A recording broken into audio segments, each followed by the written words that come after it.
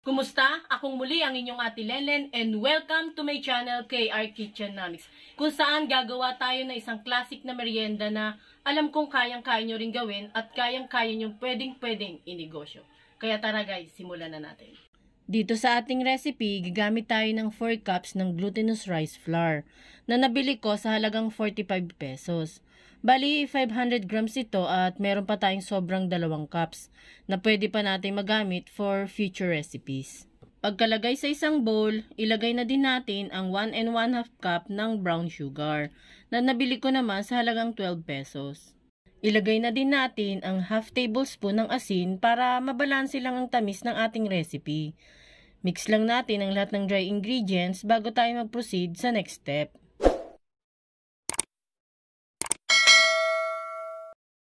Next nating ilagay ay ang 3 tablespoon ng melted margarine. Kung wala naman po kayong margarine ay pwede naman po ang butter or cooking oil. Gagamit tayo nito para maiwasan ang pagdikit nitong mixture sa ating gagamiting dahon ng saging mamaya.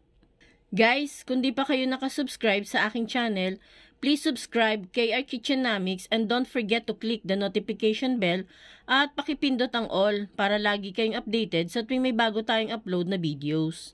Next ay ilalagay na natin ang 3 cups ng kakang gata. Pero gradually lang po para matansya natin kung sapat na o kulang pa ba ang ating gata. Mga ka-KR, may ipiflex nga pala ako sa inyong item na binili ko sa Shopee na very useful at affordable. Ito yung Scarlett Hand Mixer. Meron siyang 7-speed na pwede nyong makontrol kung gaano kabilis ang gusto nyong paghahalo. Meron din siyang 2 extra stainless na pang mix din na di ko alam kung saan ba ito ginagamit. Bili na kayo nito mga ka-KR. Click nyo lang po yung link na nasa description sa ibaba. Mga nasa 150 lang siguro ang presyo nito, kaya bili na. Because sharing is caring. Balik tayo dito sa ating mixture.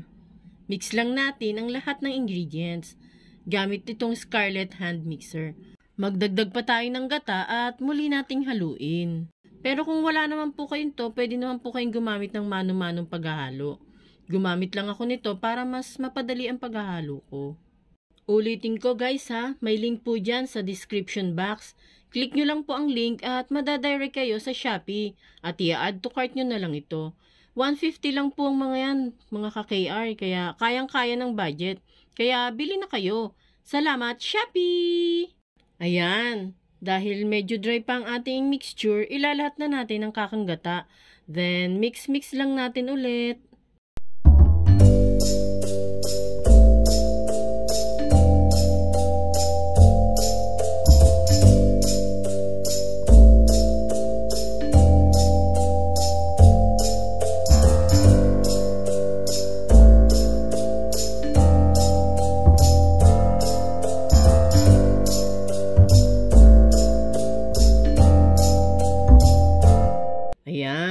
Ganito ang hinahanap nating consistency.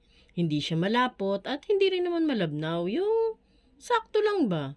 Next natin ay ang paglalagay ng ating kinadkad na buko na nabili ko sa halagang 30 pesos isang buko. Bali, isang buko lang naman ang magagamit natin dito. Nga pala mga ka-KR, nalimutan ko pong sabihin na ang presyo ng ating kakang gata kanina. Ito po ay 50 pesos. Bali, depende din po ang presyo ng ating mga ingredients kung saan at kailan nyo ito nabili. Baka kasi 2 years ago na tong video nag-i-expect pa kayo ng same price Mix-mix lang po ulit natin ang ating mixture pati ang buko hanggang sa mag-well combine na ito.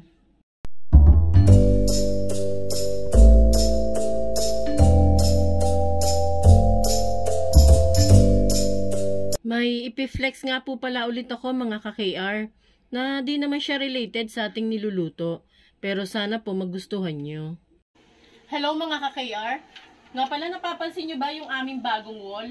Kita nyo naman di ba? Bricks lang yan from Shopee. Baka type nyong bumili. Pakiclick nyo na lang yung link nya doon sa ibaba ng aming video. Try nyo po, maganda siya. Marami na pong bumili nito. Marami na pong nakagusto. Mga ka-KR, pati itong wooden chopping board nabili ko din sa Shopee Kaya bili na. Di po ako bayad ni Shopee Paalala lang. Next ay ibabalot na natin ang ating mixture dito sa dahon ng saging. Tansyahin lang po natin ang paglalagay para hindi mag-overspill ang ating mixture.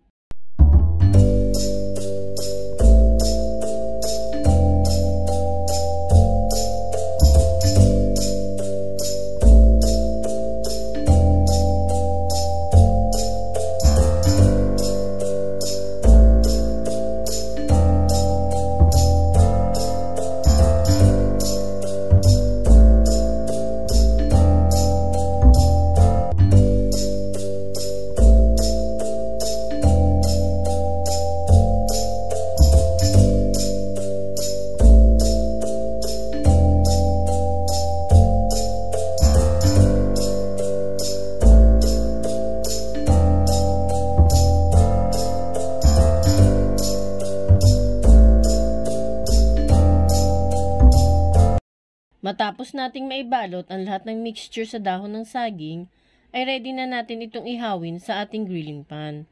Kung wala po kayong grilling pan, ay maaari nyo po itong gamitan ng kalandi uling. Pero kung ayaw nyo naman pong mausok at maabo, doon na lang po sa gas stove. Ang goal natin dito sa ating niluluto ay matustang maigi ang dahon, dahil yun ang sign na ito ay luto na.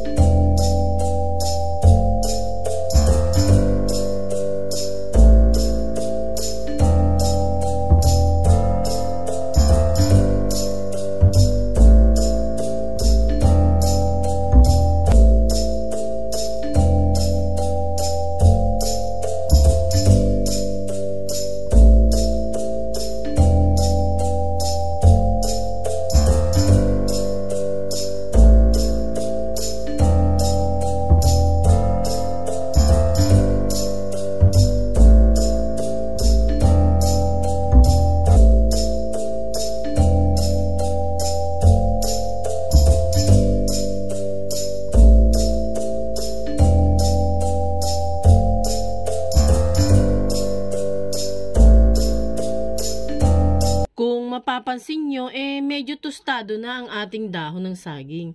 Pero hindi pa siya ready. Kailangan kasing masunog maigi ang dahon para siguradong lutong-luto na ang loob nito. Tupig nga po pala ang recipe natin ngayon na sikat sa isang probinsya. Comment nga po ninyo kung saan probinsya ito nagmula. Ayan, ganito pa ang hinahanap natin. Yung tustang-tusta na yung dahon ng saging. And for sure, luto na ang loob nito. At pwede na natin itong hanguin. Ayan, ready to eat na ang ating tupig. Mukhang maganda naman ang kinalabasan. Kung ininegosyo niyo ito, make sure na tansyado nyo lang ang paglalagay. Yung alam nyong kikita kayo at worth it din ang effort nyo. Nako, siguradong papatok ito sa inyong lugar kasi bihira lang ang nagtitinda nito. At isa pa, bihira lang ang may alam nito. Itsura pa lang, nakakatakam na. Kaya try nyo na din po gumawa. Sure pong magugustuhan nyo ito. Kung nagustuhan mo ang video ito, please click that like button and subscribe to my YouTube channel and hit the notification bell para laging updated sa aking mga videos. O ayan guys ha, see you sa aking next upload. Bye!